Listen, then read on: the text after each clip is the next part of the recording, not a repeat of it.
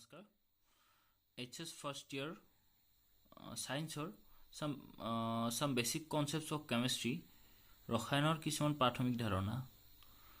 ৰসায়ন বিজ্ঞানৰ প্ৰথম অধ্যায় এইটো অধ্যায়ৰ কিছুমান সৰু সৰু কিন্তু গুৰুত্বপূৰ্ণ টপিকৰ কথা মই এইটো ভিডিঅ'ত আলোচনা কৰিবলৈ ওলাইছো আশা কৰো আপোনালোকে ভাল পাব প্ৰথমতে আহে ৰসায়ন বিজ্ঞান বুলি ক'লে আমাৰ মনলৈ কি আহে কিছুমান সৰু সৰু এটম মলিকিউল এবোৰৰ কথা মনলৈ আহে হে এটম আৰু মলিকিউলবোৰ আসলতে কি হয় পৰমাণু আৰু অণুবোৰ আসলতে কি হয় পৰমাণু হৈছে পদাৰ্থৰ ক্ষুদ্ৰাতি ক্ষুদ্ৰতম অংশ যাক পিছলৈ আৰু ভাগ কৰিব পৰা নাযায় আকৌ অণু হৈছে পদাৰ্থৰ সেই ক্ষুদ্ৰতম অৱস্থা য'ত পদাৰ্থটোৰ সকলো ধৰ্ম অটুট থাকে মানে অণু এটাত পদাৰ্থটোৰ ধৰ্ম অটুট থাকে আকৌ অণুটোক আকৌ ভাঙিখনে আমি পৰমাণু অৱস্থালৈ যাব পাৰো কিন্তু সেই পৰমাণুটোত পদাৰ্থৰ ধৰ্ম অটুট নাথাকে পৰমাণুৰ উদাহৰণ হিচাপে কেইটামান উদাহৰণ দিছো hydrogen oxygen nitrogen carbon silver gold আদি আকৌ অণুৰ উদাহৰণ দিছো হাইড্ৰোজেন অণু অক্সিজেন অণু নাইট্ৰোজেন অণু পানীৰ অণু কাৰ্বন ডাই অক্সাইড অণু লক্ষ্য কৰিছা দুটা হাইড্ৰোজেন পৰমাণু লগ লাগি এটা হাইড্ৰোজেন অণু গঠন হৈছে দুটা অক্সিজেন পৰমাণু লগ লাগি এটা অক্সিজেন পৰমাণু গঠন হৈছে দুটা নাইট্ৰোজেন পৰমাণু লগ লাগি এটা নাইট্ৰোজেন অণু গঠন হৈছে দুটা হাইড্ৰোজেন পৰমাণু এটা অক্সিজেন পৰমাণু লগ লাগি এটা পানীৰ অণু গঠন হৈছে এটা কাৰ্বন পৰমাণু দুটা অক্সিজেন পৰমাণু লগ লাগি কাৰ্বন ডাই অক্সাইড অণু গঠন হৈছে এতিয়া আহিছো এটমিক মাছ আৰু মলিকুলাৰ মাছ পাৰমাণৱিক ভৰ আৰু আণৱিক ভৰ পাৰমাণৱিক ভৰ কি হয় পাৰমাণৱিক ভৰক দুই ধৰণে প্ৰকাশ কৰা হয় প্ৰথমটো হৈছে আপেক্ষিক পাৰমাণৱিক ভৰ বা পাৰমাণৱিক ভাৰ আৰু দ্বিতীয়টো হৈছে গড় পাৰমাণৱিক ভৰ বা পাৰমাণৱিক ভৰ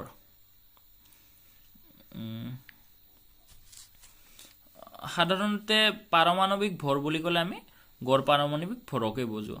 আৰু পিছলৈ যিমান পাম আমি পাৰমাণৱিক ভৰ বুলি সকলোবোৰে গড় পাৰমাণৱিক ভৰে হয় এতিয়া আহিছো আপেক্ষিক পাৰমাণৱিক ভৰ কি হয় আপেক্ষিক পাৰমাণৱিক ভৰ গড় হিচাপে মৌলটোৰ এটা পৰমাণুৰ ভৰ ডিভাইডেড বাই এটা কাৰ্বন 12 পৰমাণুৰ ভৰৰ 12 ভাগৰ 1 অংশ কি পাম গড় হিচাপে মৌলটোৰ এটা পৰমাণুৰ ভৰ ডিভাইডেড বাই 1 এটমিক মাছ ইউনিট গড় হিচাপে মৌলটোৰ এটা পৰমাণুৰ ভৰ তাৰ মানে কি মৌল এটাৰ পৰমাণুৰ বিভিন্ন সমস্থানিক থাকে উদাহৰণস্বৰূপে আমি কাৰ্বন ল'ব পাৰো কাৰ্বন 12 সমস্থানিক আছে কাৰ্বন 13 সমস্থানিক আছে আৰু কাৰ্বন 14 সমস্থানিক আছে সেই গুটেইকেইটাৰ গড় মানটো লৈ তাক 1 ইউনিটেৰে হৰণ কৰিম 1 ইউনিটেৰে কিয় হৰণ কৰিম কাৰণ কাৰ্বন পৰমাণুৰ ভৰক 12 ইউনিট বুলি ধৰা হয় কাৰ্বন মানে কি কাৰ্বন পৰমাণুৰ ভৰ সমান 12 এটমিক মাছ ইউনিট এতিয়া কি দিয়া আছে আমাৰ গড় হিচাপে মৌলটোৰ এটা পৰমাণুৰ ভৰ ডিভাইডেড বাই এটা কাৰ্বন 12 পৰমাণুৰ ভৰৰ 12 ভাগৰ 1 অংশ কাৰ্বন 12 পৰমাণুৰ 12 ভাগৰ 1 অংশ হ'ব লাগিলে 12 ভাগৰ 1ৰে কাৰ্বনৰ ভৰক পূৰণ কৰিলো 1/12 * 12 1 ইউনিট অৰ্থাৎ 1 এটমিক মাছ ইউনিট এতিয়া আহিছো গড় পাৰমাণৱিক ভৰ কি হয় গড় পাৰমাণৱিক ভৰ মৌল এটাৰ সমস্থানিক সমূহৰ গড় ভৰ শতকৰা হিচাপত কি পাম আমি সমস্থানিক উদাহৰণস্বৰূপে আমি কাৰ্বনৰ সমস্থানিক কেইটাকে ললো কাৰ্বন 12 কাৰ্বন 13 আৰু কাৰ্বন 14 আপেক্ষিক প্ৰাচুৰ্য দিয়া আছে পাৰমাণৱিক ভৰ দিয়া আছে কাৰ্বন 12 ৰ আপেক্ষিক প্ৰাচুৰ্য পাৰমাণৱিক ভৰ কাৰ্বন 13 ৰ আপেক্ষিক প্ৰাচুৰ্য পাৰমাণৱিক ভৰ কাৰ্বন 14 ৰ আপেক্ষিক প্ৰাচুৰ্য পাৰমাণৱিক ভৰ শতকৰা হিচাপত দিয়া আছে প্ৰাচুৰ্য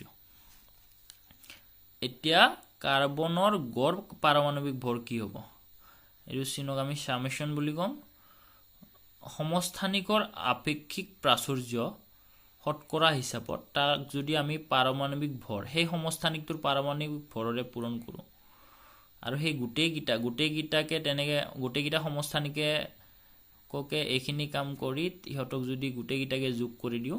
তেতিয়া হলে আমি পাম কাৰ্বনৰ গড় পাৰমাণৱিক ভৰ চাও আমি কাৰ্বন 12 ৰ আপেক্ষিক প্ৰাচুৰ্য কাৰ্বন 12 ৰ পাৰমাণৱিক ভৰ তাৰ পিছত আছে কাৰ্বন 13 ৰ আপেক্ষিক প্ৰাচুৰ্য কাৰ্বন 13 ৰ পাৰমাণৱিক ভৰ কাৰ্বন 14 ৰ আপেক্ষিক প্ৰাচুৰ্য শতকৰা হিচাপত কাৰ্বন 14 ৰ কি হয় পাৰমাণৱিক ভৰ যেটো শতকৰা হিচাপত আছে 100 এটা তলত আনিলো গুটে গিটাৰে এখিনি কৰি পালো 12.043 এটমিক মাস ইউনিট অৰ্থাৎ গড় পাৰমাণৱিক ভৰ কাৰ্বনৰ গড় পাৰমাণৱিক ভৰ কিমান 12.043 ইউনিট আৰু এইটোকে আমি কাৰ্বনৰ পাৰমাণৱিক ভৰ বুলিও কম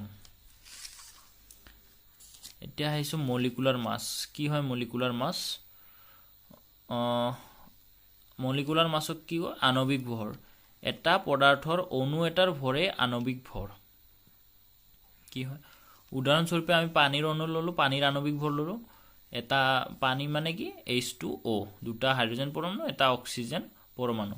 এই হৈছে পানী এটা পানীৰ অণুৰ ভৰ লব লাগে আমি দুটা যেহেতু হাইড্ৰোজেন পৰমাণু আছে দুইৰে হাইড্ৰোজেন পৰমাণুৰ ভৰক পূৰণ কৰিলো যোগ এটা অক্সিজেন পৰমাণু আছে একেৰে অক্সিজেন পৰমাণুৰ ভৰক পূৰণ কৰিলো হাইড্ৰোজেন পৰমাণুৰ ভৰ 1.008 এটমিক মাস ইউনিট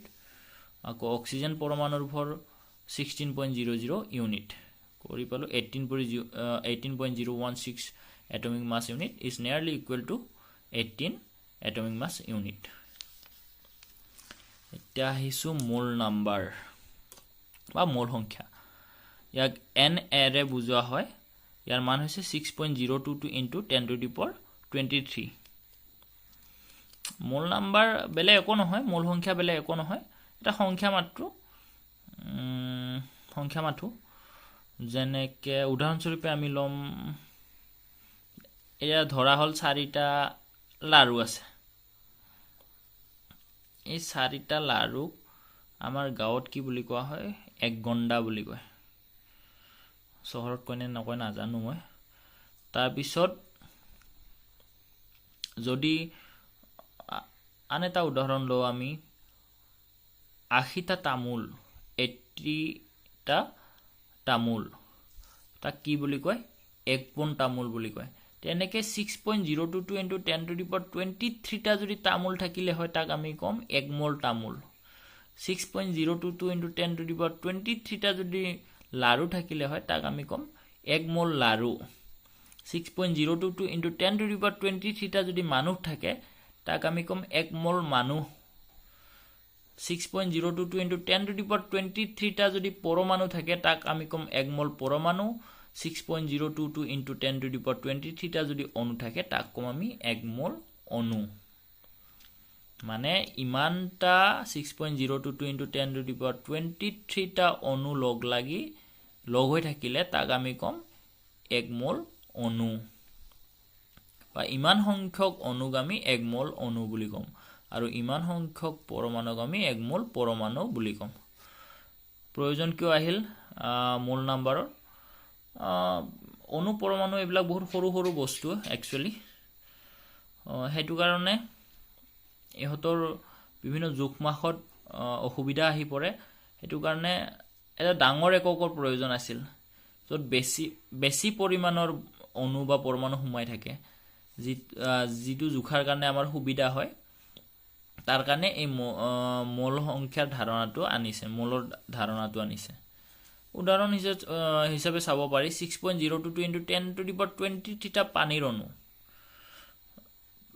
ইমানটা পানীৰ অণুৰ ভৰ মাত্ৰ 18 গ্ৰাম কিমান বহুত কম এই ইমান বেছি পৰিমাণৰ পানীৰ অণুৰ যদি ভৰ ইমান কম হ'ব লগা হয় এটা পানীৰ অণুৰ ভৰ কিমান কম হ'ব ভাবিছোৱা হেতু কাৰণে মানে এটা ডাঙৰ এককৰ প্ৰয়োজন আছিল যাৰ কাৰণে এই মোল নাম্বাৰৰ উদ্ভাৱন কৰিছে মোল নাম্বাৰক Na ৰে বুজোৱা হয় আৰু ইয়াক Na is equal to 6.022 into 10 to the power 23 important মনত ৰাখিলো এবাৰ আহিছো এটমিক মাছ এণ্ড মোলাৰ মাছ পাৰমাণবিক ভৰ আৰু মোলাৰ ভৰ পাৰমাণবিক ভৰ পঢ়ি আহিলো নেকি আমি কি আছিল পাৰমাণবিক ভৰ আছিল সমস্থানিক এটা মৌলৰ সমস্থানিক সমূহৰ পাৰমাণবিক ভৰ এটা মৌলৰ সমস্থানিক সমূহৰ গড় ভৰে হৈছে পাৰমাণবিক ভৰ সিম্পলি ভাবি থৈ দিও আমি যদি অসুবিধা পোৱা পাৰমাণবিক ভৰ হৈছে পৰমাণু এটাৰ ভৰ আৰু মোলাৰ ভৰ হৈছে এক মোলৰ ভৰ যি কিনো হওক কি এক মোল পৰমাণু যদি আছে হিও হ'ব পৰমাণুটোৰ এক মোলাৰ ভৰ এক মোল যদি অণু আছে হি হ'ব এক মোল অণুৰ মোলাৰ ভৰ এটা কথাটো হল কি আছে ইয়াতে এটা পৰমাণুৰ ভৰ এটমিক মাছ ইউনিট এককত যিমান হয় সেই পৰমাণুটোৰ এক মোলৰ ভৰ 1 গ্ৰাম এককত সিমানেই হয় এটা পৰমাণুৰ ভৰ এটমিক মাছ ইউনিট এককত যিমান হয় সেই পৰমাণুটোৰ 1 মোলৰ ভৰ গ্ৰাম এককত সিমানেই হয় বুজি পোৱা নাই নহয় অলপমান চেষ্টা কৰো উদাহৰণৰ সহায়ত এটা অক্সিজেন পৰমাণুৰ ভৰ 16 এটমিক মাছ ইউনিট এটা পৰমাণুৰ কিন্তু 1 মোল অক্সিজেন পৰমাণুৰ ভৰ 16 গ্ৰাম এটা অক্সিজেন পৰমাণুৰ ভৰ 16 এটমিক মাছ ইউনিট 1 মোল অক্সিজেন পৰমাণুৰ ভৰ 16 গ্ৰাম ডিফাৰেন্স এটা অক্সিজেন পৰমাণু আৰু 1 মোল অক্সিজেন পৰমাণু এটা অক্সিজেন পৰমাণু মানে কেৱল এটা অক্সিজেন পৰমাণুৱে আছে 1 মোল অক্সিজেন পৰমাণু মানে 6.022 into 10 to the power 23 টা অক্সিজেনৰ পৰমাণু আছে তাৰ পিছত কি কৈছে যদি অক্সিজেন পৰমাণুৰ ভৰ 16 এটমিক মাছ ইউনিট এটা অক্সিজেন পৰমাণুৰ ভৰ 16 এটমিক মাছ ইউনিট 1 মোল অক্সিজেন পৰমাণুৰ ভৰ হ'ব 16 গ্ৰাম এই দুটা এই সংখ্যাটো একে থাকিব ইউনিটটো যদি পৰমাণু এটা পৰমাণুৰ ক্ষেত্ৰত 1 AMU হয় এটমিক মাছ ইউনিট হয় আৰু মোলৰ ক্ষেত্ৰত হ'ব গ্ৰাম অৰ্থাৎ কেৱল ইউনিটটো সলনি হৈছে 1 মোল equal to 6.022 into 10 to the power 23 আমি পাই আহিছো এটা চাওচোন আমি কৰি পাও না নাপাও গতিকে এটা আমি কি কৰিব বিচাৰিছো 1 মোল অক্সিজেন পৰমাণুৰ ভৰ উলিয়াব বিচাৰিছো কৰ পৰা যদি আমি জানো এটা অক্সিজেন পৰমাণুৰ ভৰ ঠিক আছে কি কৰিছো আমি মোল সংখ্যা পূৰণ অক্সিজেন পৰমাণুৰ ভৰ ঠিক আছে 1 মোলৰ কাৰণে লাগে গতিকে মোল সংখ্যাৰে পূৰণ কৰিম যদি এটা কলমৰ দাম 5 টকা হয় তিনটা কলমৰ দাম উলিয়াবৰ কাৰণে আমি 3 ৰে 5ক পূৰণ কৰিম 15 5 3 গুণ 15 তেনেকে এটা অক্সিজেন পৰমাণুৰ ভৰক মোল সংখ্যাৰে পূৰণ কৰিলে 1 মোল অক্সিজেন পৰমাণুৰ ভৰ পাব লাগে হিসাব মতে তাৰ পিছত কি হয় 6. মোল সংখ্যা 6.022 into 10 to the power 23 আৰু এটা অক্সিজেন পৰমাণুৰ ভৰ 16 AMU বুলে গ্ৰামত আহি যায় আমি গ্ৰাম লিখি দিলো কি পালো আমি এখিনি পূৰণ কৰি 96.352 into 10 to the power 23 গ্ৰাম পাব লাগিছিল 16 গ্ৰাম নাপালো দেখোন কি হল ভুল হৈছে কবাত কি ভুল হল চাও কত ভুল হল ভুল এখিনিত 1 atomic mass unit is equal to 1.661 into 10 inverse 24 gram ফুলটো কোড আহিল আমাৰ এটমিক মাস ইউনিটক আমি গ্ৰামলৈ কনভাৰ্ট নকৰিলো ইউনিট কনভাৰ্সন ইউনিটৰ পৰিৱৰ্তন নকৰিলো এইবাৰ কৰিছো কি এটমিক মাস ইউনিটত আছিল আমি ইয়াতে কি কৰিলো এটমিক মাস ইউনিটক ডাইৰেক্ট গ্ৰাম পাতিলো তেনেকে নহয় মানে এনেকে হ'ব এতিয়া যদি কৰো 1 মোল অক্সিজেন পৰমাণুৰ ভৰ মোল সংখ্যা পূৰণ এটা অক্সিজেন পৰমাণুৰ ভৰ ঠিকই আছে মোল সংখ্যা কি 6.022 * 10^23 * 16 U এটা অক্সিজেন পৰমাণুৰ ভৰ 16 ইউনিট পৰমাণু যদি বেলেগ হাইড্ৰোজেন হল হয় হেতু বেলেগ হল হয় এটা অক্সিজেনৰ কথা কৈ আছো হে কাৰণে 16 ইউনিট কি হল মোল সংখ্যা ঠিক আছে 6.022 * 10^23 পূৰণ 16 এটমিক মাস ইউনিট পূৰণ এটা আমি কি কৰিব লাগে গ্ৰামলৈ কনভাৰ্ট কৰিব লাগে গ্ৰামলৈ সলনি কৰিব লাগে এই এটমিক মাস ইউনিটক তাৰ কাৰণে কি কৰিলো 1 ইউনিটত যদি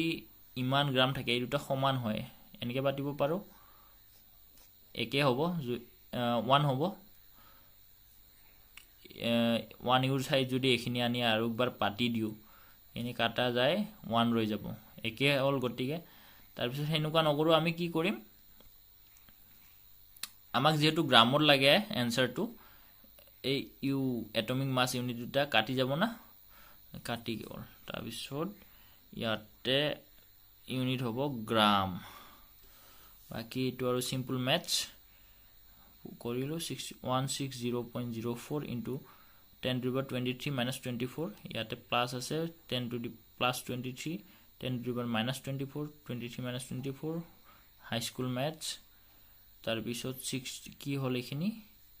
16.004 গ্রাম is nearly equal to 16 গ্রাম কি পাব লাগিছিল আমি এটা অক্সিজেন পৰমাণুৰ ভৰ 16 এটমিক মাস ইউনিট হলে